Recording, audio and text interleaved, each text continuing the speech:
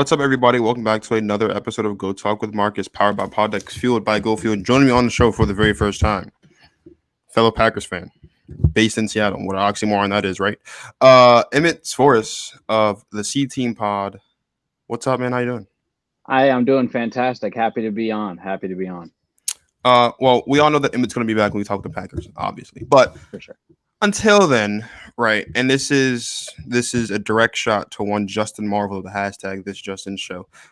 Justin bailed on me for this show because he is such an unprofessional, and he feels that the Vikings are beneath him, despite the fact that it's me. You know, he thought the Vikings are very beneath him, and so he said he didn't want to do the show anymore. So I had to scramble and find someone else to come on the show. And luckily, my guy Emmitt was right there waiting for me. So I appreciate you for coming on such a last minute to talk about the Vikings.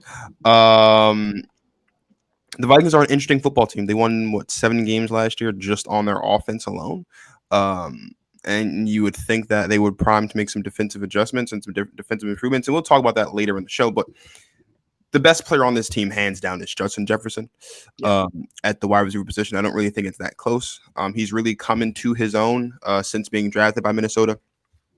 Is Justin Jefferson? We know Justin Jefferson is the best young receiver in football, right? I think the only guy that really has a debate is Jamar Chase, but Justin Jefferson's got a year up on Jamar Chase, so he's definitely still the best young receiver in football. But is Justin Jefferson a top 5 overall receiver in football today? I mean, I think you have to say he is. As much as a Packers fan as I hate to say it, he is. If you look over the past couple of years, in his career, he's been top 4 in yards each time. He's gotten better in each year, which is actually like quite scary to see. If you look, throughout his career, he had about 88 catches in his first year, and he got all the way up to 108 in his second year. Added 20 more catches, added 200 yards, and added 3 touchdowns. He got up to 10 touchdowns last year, and he's still getting around that 15 to 16 yards per catch average. It's quite scary. But when you're looking at that, again, Jamar Chase is up there too. In terms of that, I think he's getting borderline top 5. But I think that along with him being talented, and both of these guys being talented, you're seeing some decline from a lot of the veterans. I think obviously Tyreek Hill and Devontae Adams are going to be up there, but I don't know if DeAndre Hopkins is up there anymore. I don't think we've seen enough.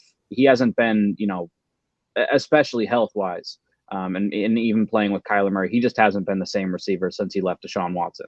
Yeah. Julio Jones, I don't think he's been top 5 in a couple of years now. When you really look at it, we've cut Julio a lot of slack. We've tried to hold on to Julio for as long as possible, but yeah, I think so. but again, you look at it, even a guy like a Cooper Kupp, this was really his first big time year on the scene. But I think the fact that if someone ever wins the Triple Crown, I think that they have to be up in that top 5 discussion. So then, you start looking at some of the other guys, like is a Stephon Diggs. I think he's borderline. But I would probably put him in there over a guy like a Deebo Samuel, who really had his first, full year of doing this, like on an elite level. This was his first year of doing this. So I don't think you can really put him in that top 5. But yeah, Justin Jefferson, I think he's got to be in that top 5. And again, it's so sad. It's so sad to think about, because I remember, a couple of years ago in that 2020 draft, I wanted the Packers to take. It was Justin Jefferson was the guy that I really wanted. As I'm going through the draft, of course, we got Jordan Love instead. I had 2 receivers in my mind. Both of them I really wish we would have got. It was Justin Jefferson, and I had in my cart. I've told this story a couple times. I was on my phone, as the draft was going on. In my cart, as we're about to draft, before we had traded up, I had a T. Higgins custom jersey in my cart. I was ready to place the order if we were going to pick him in the first round. He was a guy I was really high on. But long story short, obviously we got Jordan Love instead. The Bengals and the Vikings, they got their guy. But yeah, Justin Jefferson, he's a top 5 receiver, as much as I hate to say it. Yeah. Listen, I think Devontae Adams is the best receiver in football. I think that's a no-brainer. Yeah. Cooper Kupp's in the conversation. I don't.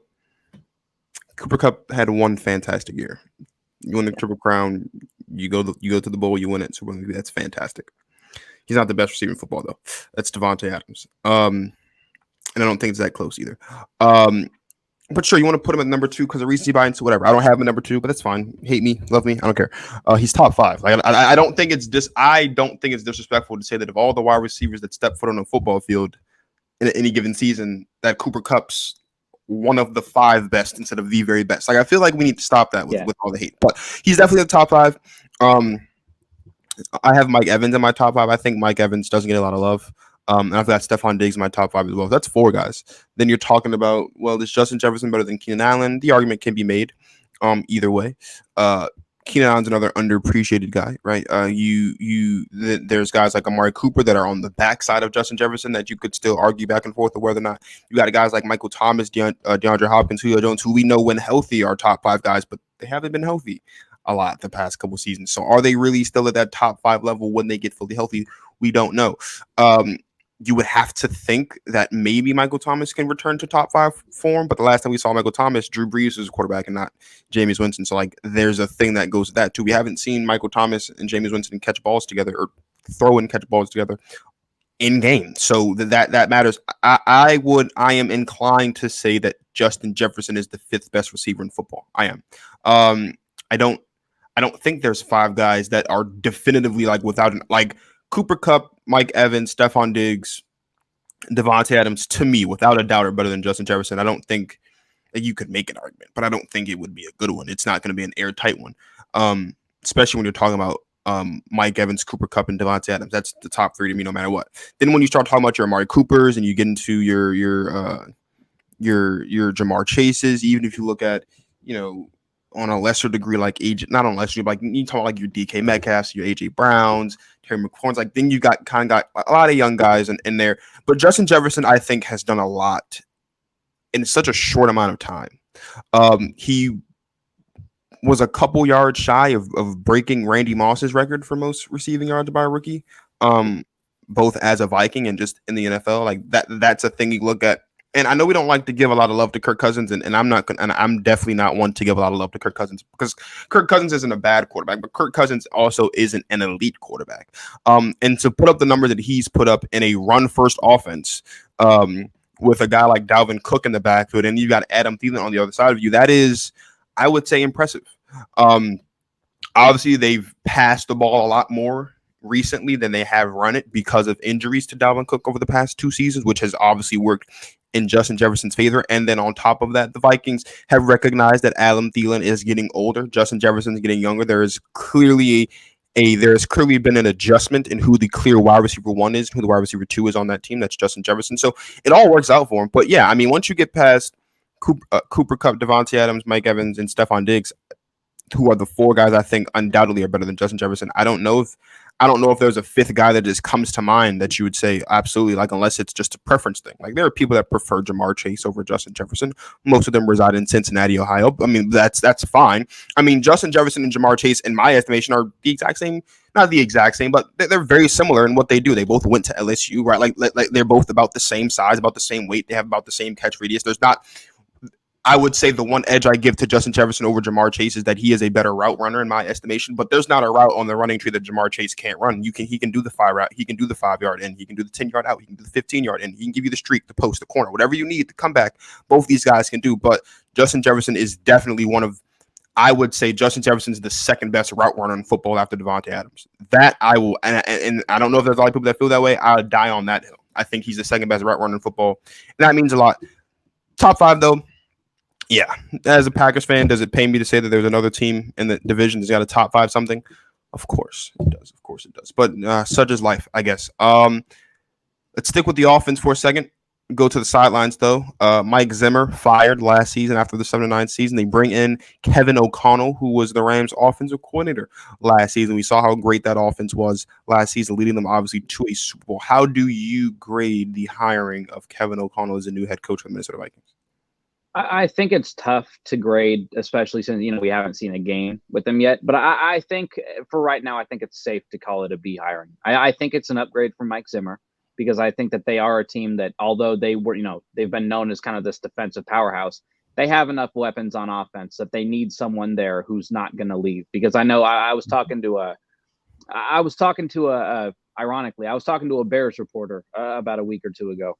and we were talking about the Bears, and he was talking about, they hired one of our Packers guys. I think it was our quarterback coach, Luke Getsy, to be their offensive coordinator. And one of the things that he was worried about is the fact that they, he's their offensive coordinator, not their head coach. So they're worried that, if Justin Fields has an incredible year this year, that he's going to go get hired to be someone else's head coach. So the Vikings, they locked in what their offense is going to be. Their offensive coordinator is, their head coach is going to be calling the plays. If I had to take a wild guess, the only pause that I have is one. I feel like we're seeing a lot of hits out of that McVay tree. So I think at some point there's got to be a miss. Not saying that, just because it's the Vikings, it's going to be a miss, but I think at some point there is going to be a miss. And the other part of it is I think that we have, especially out of that tree, out of that like McVay and Shanahan tree, we haven't seen success, at least with the two people like right away. Like, you look at Zach Taylor in his first year in Cincinnati, because he was hired out of that same tree. They wound up having the first overall pick. And even their first year with Joe Burrow, they weren't exactly lighting up the scoreboard until he, went down with the torn ACL. Then you look at the Packers. People thought that Aaron Rodgers was washed after his first year with Matt LaFleur. Again, I think we all kind of realized that it was the first year in the system.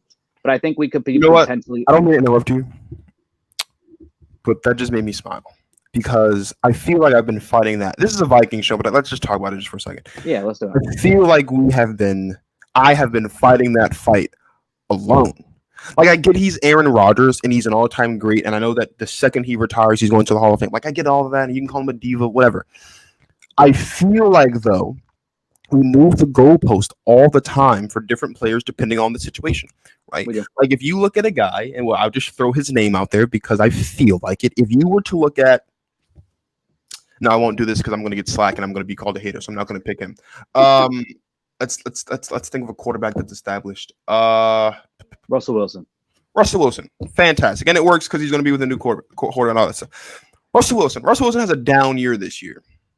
I'm willing to bet everyone's going to say, "Oh, well, he's in Denver and he's got new wide receivers and he's got all this new stuff and he's got the new head coach, and it's not only a new head coach, it's a first-time head coach too, and it's just all this new stuff going on." And we're going to make all kinds of excuses for Russell Wilson as the reason why he doesn't have a good year, on top of the fact that he's coming off of injury last season. Well, if you look at the 2019 season, Aaron Rodgers was in a first year after coming off of not 1, but 2 years of injury. He broke his collarbone in 2017, and he was dealing with knee injuries throughout the course of 2018. They were down years, 100%, because of injury. He comes in 2019, has a down year, but still throws for over 4,000 yards, still has some odd touchdowns, and throws less than 10 interceptions. 25 touchdowns and 4 picks. Washed. So listen, while I understand, right, the back-to-back MVPs, it's fantastic, and we're going to show Nathaniel Hackett a lot of love, but let's not act like Aaron Rodgers wasn't dealing with things. Like, there are, so even if you know what, I am going to do it. Forget it. If Dak Prescott, right, were to have a down year this year, you know what people are going to say? Oh, well, it's because he doesn't have Amari Cooper, and Dak Prescott's never had a good year without Amari Cooper. Well, that's what happens when you don't have a legitimate wide receiver one. You tend not to produce the same way. I think we kind of forget just how important wide receivers are. And Dak Prescott's phenomenal. I think he's a top 10 quarterback of all time. I think he's going to have a good season this season. But history tells us that there's a chance that he doesn't have a good season this season. That's what happens. When quarterbacks lose their number one guy that they build all that chemistry with, the numbers are going to dip and they're going to stumble out the gate. I expect Aaron Rodgers to stumble out the gate a little bit. Not going to lie, because there's no Devontae Adams and there's no Marquez Valdez-Scantling. Now, apparently, Allen Lazard's going to step into the number one role, and that'd be fantastic. But, like, outside of that, who are we talking about? Yeah. Amari Rodgers. I want to save you here for a second. I know what you meant. You said Dak Prescott. You meant to say top 10 quarterback in the league. You said of all time. I don't want you. I did not mean to say all time. I meant to say in the league. Yeah, my bad. I didn't want you to get killed for that. No. I was going. He's nowhere near top 10 all time. He never will be. But I mean, listen.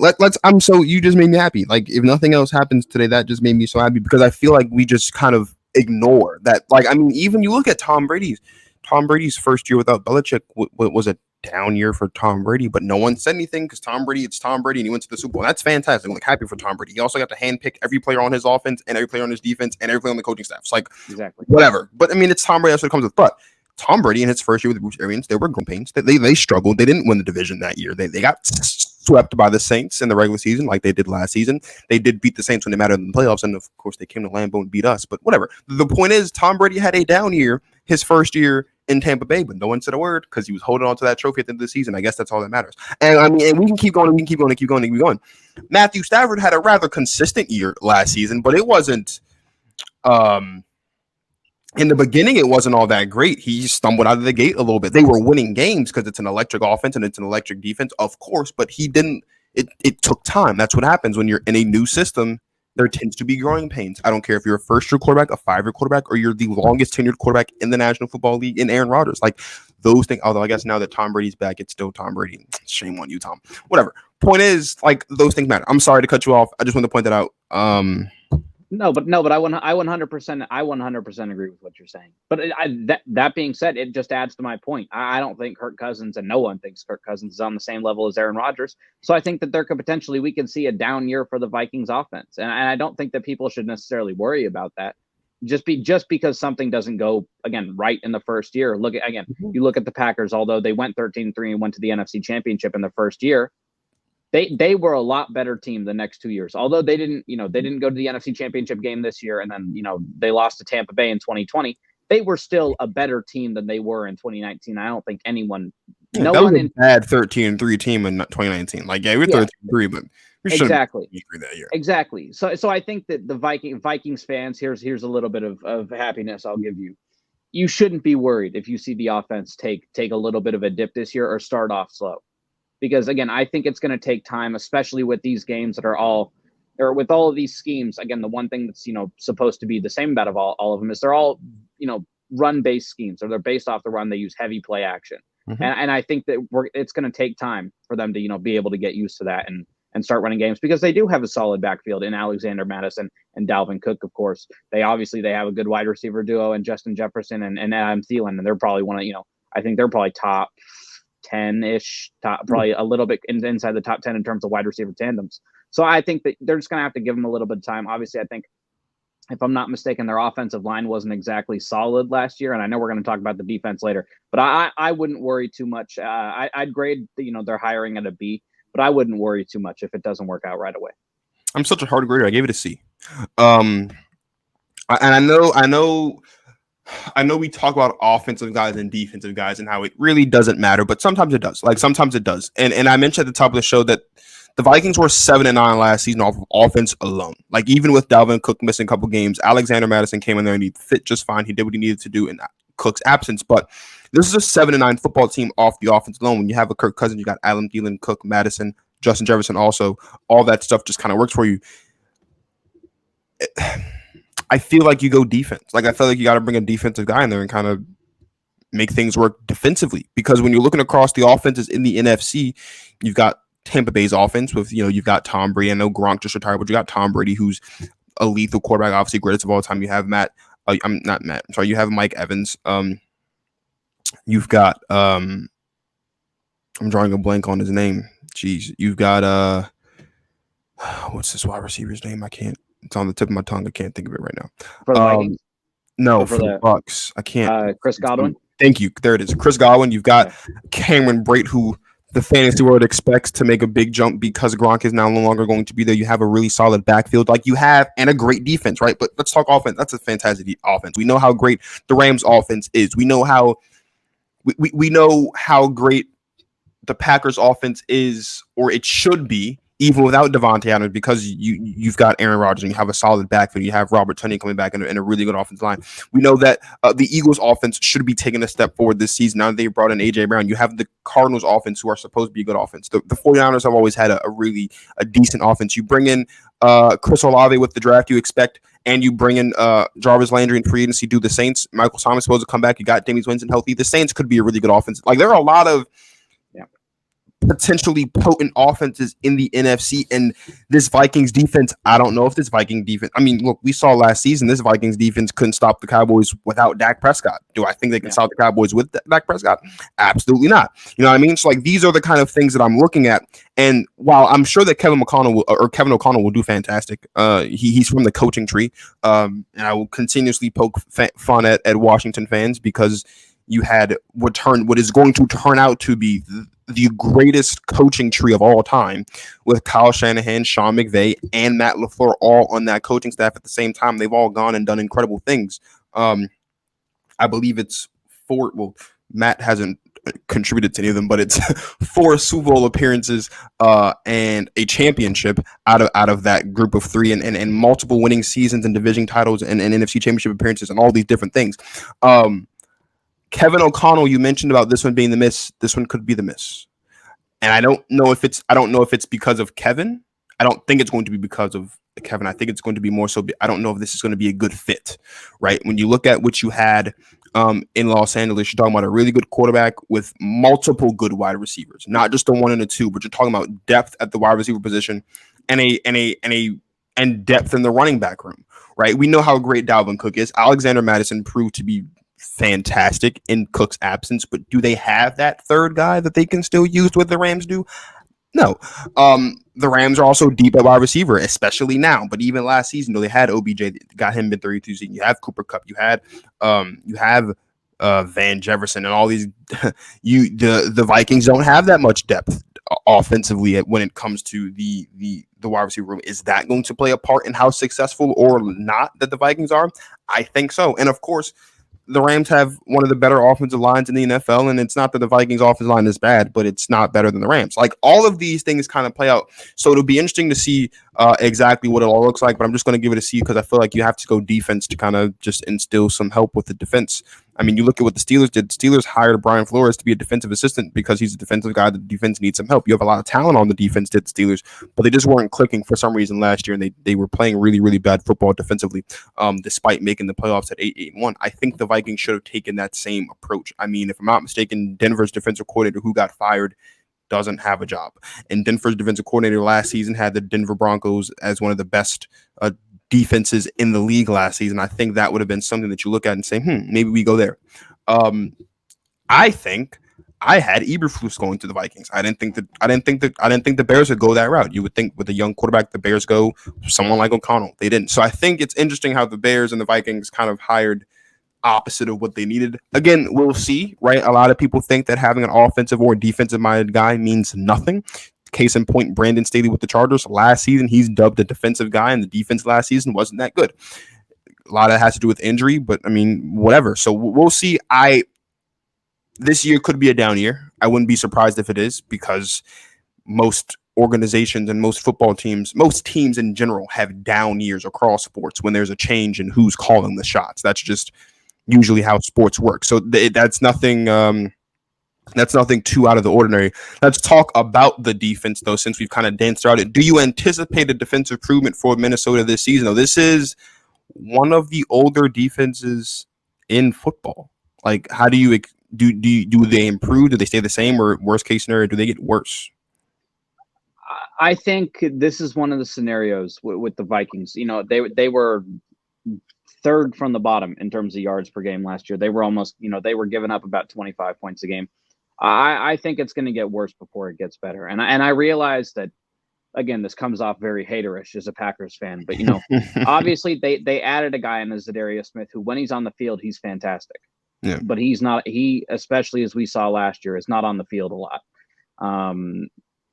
You look, and they added one of the very good pieces in terms. They added the Packers outside linebackers coach MIke Smith, one of the guys who was able to with Preston Smith and Zadarius Smith and Rashawn Gary. He was able to help develop Rashawn Gary especially into the past. I think getting towards the top 10 pass rusher as we see right now, especially one of the young guys. He's up there with like a Max Crosby and a Chase Young. But I think what you were saying about how old they are on defense, I think that is incredibly important to point out. If you look, again, Zadarius Smith is 29, but he's still probably on like the younger side of some of their defense. Patrick Peterson, he's 31. He's 31 years old. You look, and obviously I did like part of their draft in terms of Louis Cine, and I like being able to grab Andrew Booth there in the second round. But Harrison Smith's 33. They didn't bring back, if they were going to go veteran, they didn't bring back a veteran leader in Anthony Barr. Obviously, Eric Kendricks, he's 30. I think Jordan Hicks, who's probably going to be their linebacker starting aside him, he's 29, so he's getting up there too. I think that they are going to probably show their age at some point in time, and especially with them bringing in a new defensive scheme. I expect to see some sort of improvement towards the end of the season. But at the beginning of the season, when you have a group of players who's been working together for as long as the Vikings defense has, for the most part, outside of the secondary or outside of the cornerback room, for the most part, I think that you're going to see them not be as cohesive because they're changing what they do. If they brought in a guy who was basically going to run the same scheme that Zimmer did, I think you would see them, most likely improve a little bit. But I think it's got to probably get worse before it gets better. I mean, as we've seen with the Packers defense plenty of times, like obviously before they turned into, what they were last year. I mean, you remember that week 1 game, they were getting diced up by Jameis Winston, right? I mean, I think it's got to get worse before it gets better. And I honestly think it is really not good for them that they're starting off against the Packers in week 1. Although again, the Packers are going to be without Devontae Adams and Marquez Valdez-Scantling, but Aaron Rodgers has had the Vikings number. I mean, he's had everyone in the NFC North number, so that's nothing to be ashamed of. But it's going to be at least a rough, season opener for him. I expect him to get better towards the end of the season, but I think it's going to get way worse before it gets better. Ironically enough, I have the Vikings winning that game only because it's at home and only because it'll be the first game without Devontae Adams and MVS. I mean, depending on how great Allen Lazard looks through the course of the offseason and in preseason, that pick could change. But right now, at first glance, I've got the Vikings win that game just because it's at home. But it goes beyond that too, though. So and we'll talk about the schedule as we've done throughout the course of this later in the show. But if you just look at the first 6 weeks of the season heading into the bye, you've got Green Bay season opener right against Aaron Rodgers, who's consistently diced up this defense. You have a test on the road in prime time against the Eagles, who's got an offense that is likely going to get better now with the addition of AJ Brown. You already have Devontae Smith, and you've got that nice back, and you have Dallas Goedert. You get a break with the Lions, but is that really a break? Because the Lions are going to play you hard, and the offense has improved. You still got DeAndre Swift, who I think is going to have a good season this season. Can't believe I said that about a Lions player, but it is what it is. You have TJ Hawkinson, who I think is one of the more underappreciated tight ends in the NFL. Again, can't believe I said that about a Lions player, but it is what it is. And you have Jared Goff, who I'm not sold on whatsoever, but for this job, he's done his job. That's just do the best he can. And he has done the best he can. And you have a guy in Amon-Ra St. Brown who really came into his own towards the back half of the season, finished with 1,000 yards last season. He's going to be difficult. Again, can't believe I'm giving all this praise to the Detroit Lions, but what do you know? It happens. Then you've got another tough road test. Well, it's not really on the road because it's an NFL international game, but it's against the Saints. That's going to be a prolific offense. Then you have a break against the Bears and another prolific offense against the Dolphins. So we're talking about in the first 6 weeks leading into the bye, we're talking about 4 games against teams that have really potent offenses or should be potent offenses in the Packers, the Saints, the Eagles, and the Dolphins. You got a game against an iffy offense in the Lions, and then the Bears at home, which you should win that game. It's going to be a rough start for this Vikings defense. Even if you look past that, you got the Cardinals. By then, they'll have D-Hop back. We'll see what they look like. You got the Commanders, whose offense may or may not get better. You've got the Bills, who I think will have the best offense in the league again this season. You've got the Cowboys. There are a lot of this schedule is not an easy schedule by any stretch of the imagination if you're the Minnesota Vikings when you're looking at it from a defensive standpoint, right? From an offensive standpoint, you can kind of take a sigh of relief with some of these games. You have 2 games against the Lions, and you've got a game against the Giants, and then 2 games against the Bears. Games like that, offensively, you should dominate their defense, but defensively, you're not going to be in control of a lot of these games from a defensive standpoint, and so it's going to put more stress on your offense, which is unironically the exact issue they had last season, and the reason why they were 7-10 last season instead of being a team that potentially made the playoffs. Not 7-9. 7-9 is a 16-game schedule. With that being said, I don't have as much optimism as you do, it appears, about the outlook for this team. It's going to take a lot for this defense to kind of figure it out. The one thing they do have is, I guess, with age comes wisdom, right? You've got a lot of wisdom on this defense because they've all been around, but also with age comes the increased likelihood that you get injured. We saw Zadarius Smith play 3 games of football last season, not including the postseason game, if I remember correctly. Because I think he only played. I think it was 10 snaps week 1, and then he didn't play till the wild card game. 10 snaps in week 1.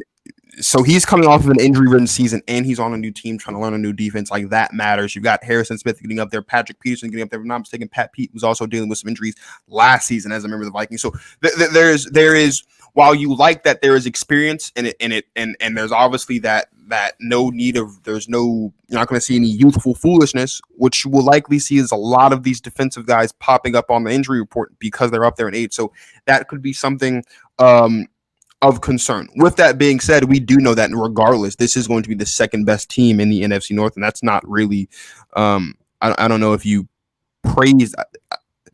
That's really the de facto thing. It's the worst they can be because you would hope anyway, because the Lions aren't there yet, and the Bears I think are going to be the worst team in football this season. And I'm on record as saying that I don't care, and you would hope that that's the worst it can get.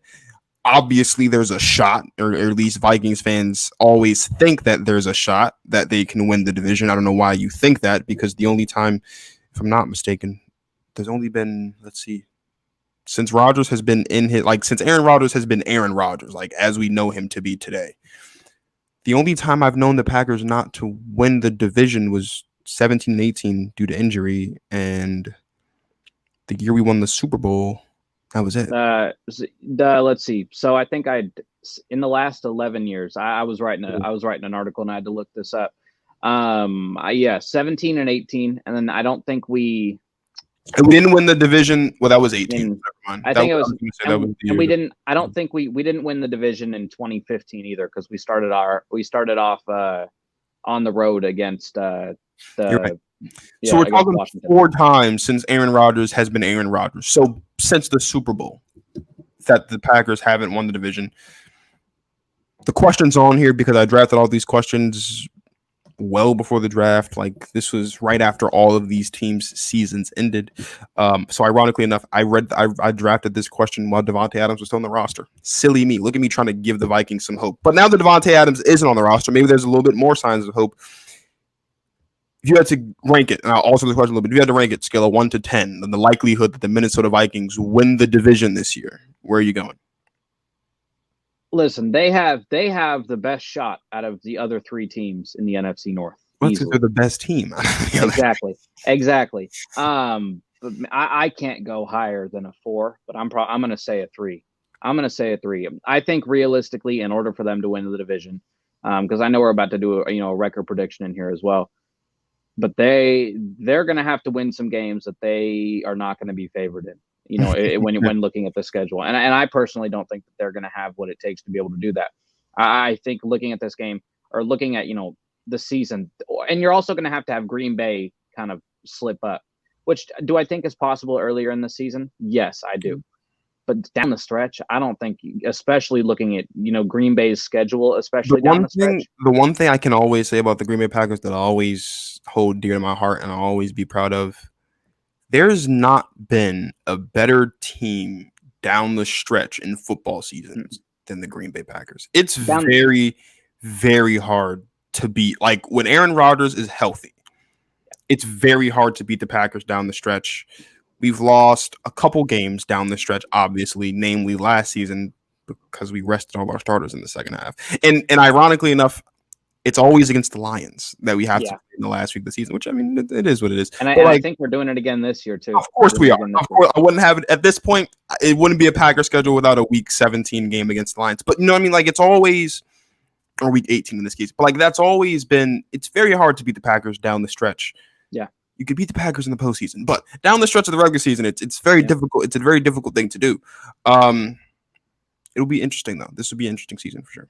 Yeah, no, I think especially looking at Green Bay's schedule, because I think that's what you have to base a lot of the Vikings season off of. Yeah. Green Bay down the stretch, they have a lot of home games. They have a lot of home games, and generally, again, unless we're talking playoffs, they're not losing a whole lot of like December or January home games. Again, until we're talking playoffs, then that's kind of a 50-50 shot. But I just don't see the Packers messing up, and I don't see the Vikings winning a whole lot of games that they should in order to win the division. Because I think in order to win the division, they're going to probably need what I'd say. I've gone out and my Packers record prediction. I've said that they're probably going to go. I've said 13-4. exactly what they were last year. So I think I realistically, mean, when you go 3 straight years at 13 wins, it's hard not to expect it to happen again. You know what I mean? exactly. And so I mean, I think especially you look at, in order for the Vikings to realistically have a shot, I think they're probably going to need to win at least 11 or 12 games. Obviously Sure. 11, but probably 12, and you're probably going to have to sweep the Packers in order to do that. And they haven't swept the Packers since I think 2017 when Aaron Rodgers went down, because in 2018 technically the Packers didn't beat them, but they tied. Yeah, they tied. But they have not beat the Packers twice in the season since 2017, and that was when Case Keenum and Sam Bradford were doing that gigantic, it was a quarterback carousel for them. Yeah. I'll give them a 3 out of 10 chance to win the division. But to be quite honest with you, it's the more I'm talking about it, the more I'm going down. I'm going to move it down to a 2. There's 2 things about the Packers schedule that's very important, and even more important about the Vikings schedule. Number one, as I mentioned, the Vikings have their bye week in week 6. The Packers have their bye week 8 weeks later in week 14. Right. So what we're talking about here is not only are the Packers have I have no problem saying it, a friendly backstretch. Well, they've got a friendly backstretch once you say this the back half of the season. More importantly, they've got a break in there in that backstretch. I look at the Vikings and I say this: those first 6 games, you got to come out split. I think it is always best if heading into the bye you're at least 500. That's always the best case scenario. It means you're not doing perfect, right? But you're not terrible. There are things you need to fix, but being 500 heading into the bye is what you need. But if you look at the Packers schedule, right, you've got the Vikings, the Bears, the Bucks, the Patriots, the Giants, the Jets, Washington, Buffalo, Detroit, Dallas, Tennessee, Philadelphia, and Chicago before the bye. We're talking at week 14. And I've picked apart this schedule a little bit already because it's my team, and I'm prepping for record predictions when this series is over. Definitively, I can comfortably say that the Packers are going to lose likely to the Buffalo Bills in primetime in Buffalo, and we're probably going to lose to Tampa Bay in week 3.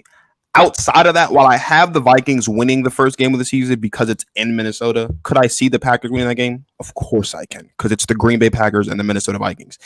Outside of those 3 games, we have both of our games against the Bears. We play both New York football teams.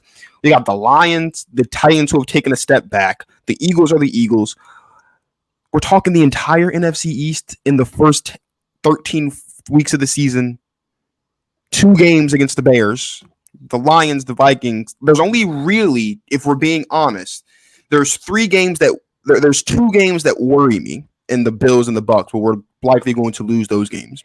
And then there's 3 games against the Vikings, the Cowboys, and the Eagles, where it's really hard to call, and it's just going to depend on what each team looks like heading into those games. That's 3 losses in 13 weeks. So we're talking 10-3 going into the bye. Are the Vikings going to be 10-3 going into the bye? Going into week 14? No chance. I mean, what do they have after their bye? They come out, they got Arizona, Washington. They play Buffalo in week 10. They've got Dallas, New England. They've got the Jets, and then they play the Lions week 14. So, there's hope. There's definitely a shot. But the gap between the Packers and the teams that they play heading into week 14 is much larger than the gap between the Vikings and the team that they play week 14. Week 14. And I think that's especially the issue for the Vikings. And I think, here's the part that really makes this interesting and really makes you kind of feel how little of a chance the Vikings have at it. They're playing, obviously the Packers are playing a first place schedule and the Vikings are playing a second place schedule. So all of the teams on their schedule outside of, I think, 3 are the exact same.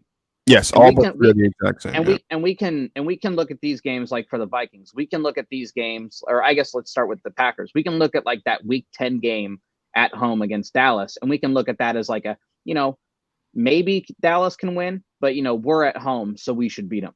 Then you look at that exact same literally the week after we played Dallas. Dallas goes to Minnesota, and we look at that at that game as one that Minnesota is going to lose for sure. And we know this, and this isn't even a conjecture thing. The beautiful thing about this schedule that I think has been lost is a lot of the teams that we played last season are back on our schedule. We have Washington again this season, and we have a couple other, I think we played the Jets last year. We got the Jets again. There are a lot of games on our schedule outside of obviously the obvious ones. We've got the Rams again, right? What's more importantly, though, is you can do the same thing with the Vikings. The Vikings played the Cowboys last season.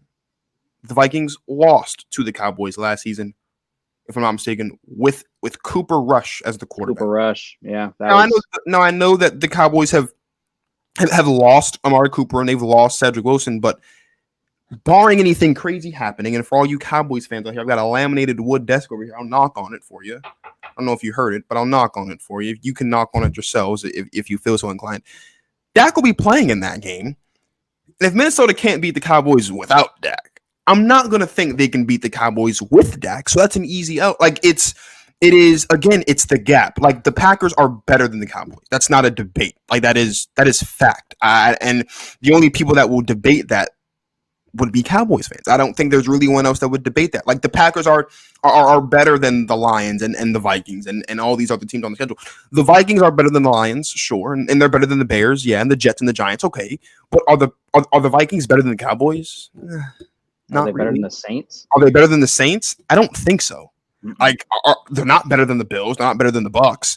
I'm not going to take them over the Cardinals that much, really. Like, it's really the gap there is of the skills gap and the talent gap is so much closer with the Vikings, where all of their games, except for I would say the 2 games against Chicago and the 2 games against Detroit and the games against the New York football teams, even though I could see a situation, not even as a Packers fan, but as a football guy, I could see possibilities where the Lions could beat them or the Bears or even either of those New York football teams. I mean, going into those games as a Packers fan, except for week 18, we got to play the Lions because that's always how it works, and we'll have clinched the playoff spot, but then it won't matter. I'm not going to be worried about the Packers going to play the Jets or the Giants or the Bears or the Lions. No, but the Vikings, there's a gap there that is slightly, it's not as wide. The Vikings you would hope, would beat the Jets and the Giants and Lions and the Bears, of course, because they are the better team. Yeah. But there's a larger margin for letdown in a lot of these games for the Vikings, where, to your point earlier, I don't know how many games outside of those 6 the Vikings will be favored in. Yeah, and I think, again, speaking on that gap, I think that with the Vikings this year, there's a whole lot of unknown. With their coaching staff, with their defense, with their offense, I think that there's a whole lot of unknown. And while you can say the same things about the Green Bay offense in terms of losing MVS and losing Devontae Adams, we still have the back-to-back MVP. We still have the exact same head coach that we had last year. We're still going to have Allen Lazard and Randall Cobb, who are targets that Aaron Rodgers trusts. We have basically, there's no way that we don't get better on defense, obviously, with adding 2 first-round defensive players and basically getting Jair Alexander back. And also the fact that all the guys that we were plugging and playing due to injury are back, and they got so much better throughout the course of the season. Exactly. We've kind of danced around it, and people outside of the fan base call us crazy. But if you really, really think about it, Rasul Douglas is the unsung hero of the season last season, and it's not just because of the pick in week 8 that gave the Cardinals their first loss. Is because we didn't have Jair Alexander all season for the most part, and he just stepped in and just okay, yeah, well, I'll do it. And did it. Yeah. And it's and here's one of the things that I really do look at. It's the Packers, under their Matt LaFleur tenure, as much as I think that they deserve criticism for not winning the big games, there's one thing they don't do. They don't lose to bad teams. They don't lose, more importantly, in the division. We've lost 1 game in the division under Matt LaFleur. I think the worst team we've lost to was technically the Lions last year, but Aaron Rodgers didn't play in the second half, and all the Vikings fans. Well, you were still losing when Rodgers played in the first half. Well, we were losing to the Lions when Rodgers played in the first half in the first game, and we wound up winning that game. The Packers under Matt LaFleur don't lose. Shooting back, saying, "Oh, well, you were losing with Aaron Rodgers in the first half." Yeah, how many fourth quarter comebacks and game-winning drives does Aaron Rodgers have in his career? It's but if you look at the Packers, they just don't under the Matt LaFleur tenure. They don't lose to bad teams. They don't. Yeah. Colts 2 years ago, they weren't a bad team. The Vikings, 2 years ago, they weren't a bad team. I think that's the they were okay, but they weren't a bad team. The loss we've suffered, and that's the thing too. It's if you're the Vikings, not only are you going to have to go 4 for 4 in those games against the Lions and the Bears, you're going to have to find one of these games against Green Bay, and it's going to have to be week 1. If we're just being honest, it's week 1 in your house it's a division game, so of course it's going to be testy, but also like, okay, it's going to be the first actual game with no, like, in game one, unless it's either going to be run heavy or it's going to be everything's going to Allen Lazard or Randall Cobb. Like, that's the game plan. We'll see Christian Watson get sprinkled in there. We'll see Amari Rodgers get some love in there too. But like, for the most part, that is the game if you're the Vikings that you have to win as far as against the Packers. Now, if I'm not mistaken, the Vikings do have that one win that they do have was in Lambeau. But that game is down the stretch. It's hard to win. I think they beat us. What they beat us? I think they beat us last year as well. I think they beat us. It was in Minnesota. It was the second game. Yeah, it was in Minnesota. It was in Minnesota, and remember that was the crazy, wild back and forth game. That was the game where we scored just over 2 minutes to go, and I really that long one with MVS. And I hated it because I didn't think that was the play you draw up going into the 2-minute warning when you're trying to win a ball. And then the second one, the one before that was when Dalvin Cook had 200 yards before touchdown. It was insane. I mean, no, and so if they don't beat the Packers in week 1 at home, they're not beating them in week 17 at Lambeau. That's just not, again, especially with how we've talked about how the Packers get rolling down the stretch and after the bye, there's no chance. Yeah. So, I mean, look, we saw this today, and this is not a Packers show, it's a Viking show. But, I mean, let's be honest. Like, we're Packers fans, whatever. We'll talk about the Packers how we want to. And you're going to listen to the show regardless. What did Draymond Green say? You're going to listen to this podcast. Like, I don't care. You're going to, I'm going to post it, and you're going to listen to it. That's just kind of how this works. And if you don't listen to it, well, you're missing out. Fact remains, though, you said a 3, and then you pushed it down to a 2. Yeah. You said you wouldn't go higher than a 4. I'm going to give him a 3. For all the reasons we've just sat here and listed, it has taken an act of God. Literally, if you look at it, something catastrophic has happened to the Packers in all of their season. That's the reason why they didn't win division championships since the Super Bowl. That has been factual. So again, unless there's some act of God this season, the Packers are probably going to win the division this season. Knock on wood for that one. I'm not on that same wood. There we go. Cowboys, of course I will. There we go. The fact remains, look, the Vikings are a good team. The Vikings, I think, potentially will be a playoff team, and I'll talk about all that a little bit later as we get closer to the season, because the NFC is just so weak now where, of course, they've got that spot. But winning the division is going to be a tough thing to do. When the thing, like, again, we always assess off season, and we always assess, at least I do anyway, based on the needs. Did they really address any needs? Do you bringing in Zadarius Smith was a good move? I'm not going to sit here and act like that wasn't a good move. That was a good move, but that's it. There's not much else that you can look at outside of that defensively and say, "Oh yeah, I feel confident that this defense can improve." Unless you're just putting all your faith in Zadarius Smith, and that's not a bad guy to put your faith in because he's good. He's a good ball player, but it just goes like there wasn't a lot of substance coming out of the Minnesota Vikings offseason this past season, and that's really what I'm looking at. I don't think they're going to win the division. If you had to put a number on their win total this season, what are you looking at? I think I don't see them going at best, or not at best, but I think personally for me, I'm just going to look down their schedule. I think that, I'll give them Green Bay at home in week 1. I generally, whenever I'm doing a Packers season prediction, I always have them going 4-2 in the division, or 5-1 in the division. I have them sweeping everybody else, and then I have them splitting with the Vikings. So I'll say that they beat Green Bay in week 1.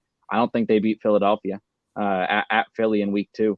I think they could. I think they'll beat Detroit. I don't think they get New Orleans.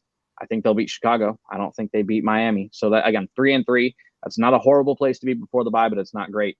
Then you look at Arizona. I think Arizona is probably going to get them, because I think, if I'm not mistaken, DeAndre Hopkins will be back and had already played a week by that point for the Vikings. DeAndre Hopkins will have been back by then, because he has a 6-game suspension, so he would have played in week 7 and be ready for week 8. Yep, and then you look, and so again, I think they'll win there, but I think they'll lose to Arizona. And that was another close game last season. Not to cut you off, that they lost last season against Arizona. Exactly. Yeah, and then you look, and this is where it gets rough. After I think they beat Washington, so what? They're 4-4 going into week 10. If I'm not mistaken, if I did my math there correct. Yeah, 4-4. They're gonna lose to Buffalo. They're gonna lose to Dallas. So that puts them all the way down at 4-6. I think they could probably beat New England and beat New York. So again, here we are at 6-6. I think Detroit could tag them for 1. I really do. I'll say that they sweep Detroit, but I think actually, you know what? No, I won't. Detroit's gonna split with them. I think they'll beat them in week 11, or sorry, week 14. So then that puts them at what? That puts them at 6-7. Indianapolis, I think they lose that, so that's 6-8. I think they could beat New York. I don't think they beat Green Bay. So then what? That's I think they're going into the final week. I think they're at 7-9, and I think they'll beat Chicago. I'll give them 8-9. I'll give them 8-9. I think that's. I think they again. I think that if they get up to that 9 or 10 win mark, especially with how we've talked about how weak the NFC is, but I think that they could potentially squeak into the playoffs. And I think they might even be able to get in there with an 8-9 record because of just how bad the rest of the conference is. Yeah. But I'm going to have them going 8-9. Well, I mean, I've got again. I say this all the time. I'm a much more thorough predictor than I think most. I take into account when you're playing the teams and all that good stuff, and look, those things matter. Like when you're playing a team towards the back end and they need some wins, they're more likely to win those games than not. That's just kind of how the NFL works. You look at a game like against the Detroit Lions we're talking about, like that's a game they can lose. It's called a trap game for a reason. We see teams. We saw the Vikings lose it last year, so it's not completely out of our own possibility. But again, the one thing for the Vikings schedule and a lot of these teams' schedule within, of course, the NFC North, but especially with the Vikings, is a lot of the teams they play last year, they play this year, right? You got the Cowboys again this year. You're going to see we played if I'm not mistaken, we played the entire NFC East last season, I think. We're going to play the entire NFC East again this season, I think. Well, we played the Cowboys in Washington last season. Well, we didn't play the Cowboys. We played the Cowboys and the Giants last season, I think. No, we didn't play that. No, we played Washington, and then I think we played Washington. I think that was the only team we played. I think that was the only one. Well, we played Washington last season, but these games tend to repeat themselves unless you make drastic changes, and that's what it comes down to for the Vikings. Is did they improve more or did the other team improve more? Well, the Cardinals got better. The Vikings, not so much. You can say that the Cowboys got worse, but the Cowboys were the better team last year. They're the better team this year. Like, there are just a lot of situations where you look at it, and there aren't many instances where you can comfortably say that the Vikings are going to win a football game, and those are the games where the Vikings tend to fall short. I'm going to give them 8 wins. I think they win 9 games. They've got a shot at the playoffs for sure. Because outside of the 4 division winners, who I would just say right now, I think are Packers, Rams, Bucks, and Eagles. Yep. I'll put the Cowboys in the playoffs as well because I don't see a situation where the Cowboys miss the play. I would be shocked, honestly. Like, so honest. I'd be shocked if the Cowboys miss the playoffs this season. So there's 5 teams. Then you're talking about again the exact same hunt that existed last season with the Vikings and the Saints and the 49ers and all of these and like the exact same teams that were hovering around last season when it comes down to the week. We're seeing those graphics in week 13, week 14, and so forth and so on. We're going to see those exact same teams there last season. The Vikings are going to be there as well. It'll be interesting to see what happens. I'll give them 8 wins. I think they improve on their win total by 1, which, I mean, when you're a first-year head coach, that is, even though that's a losing season, that is a win. If you think about it, to improve on your win total from last season in your first season, even if it is just a losing season. And I think that is what they're going to have to hang their head on is 1 extra win somewhere. Are the Vikings good enough to steal a win somewhere? Sure. Like, could they beat the Patriots? Of course. Could they beat us?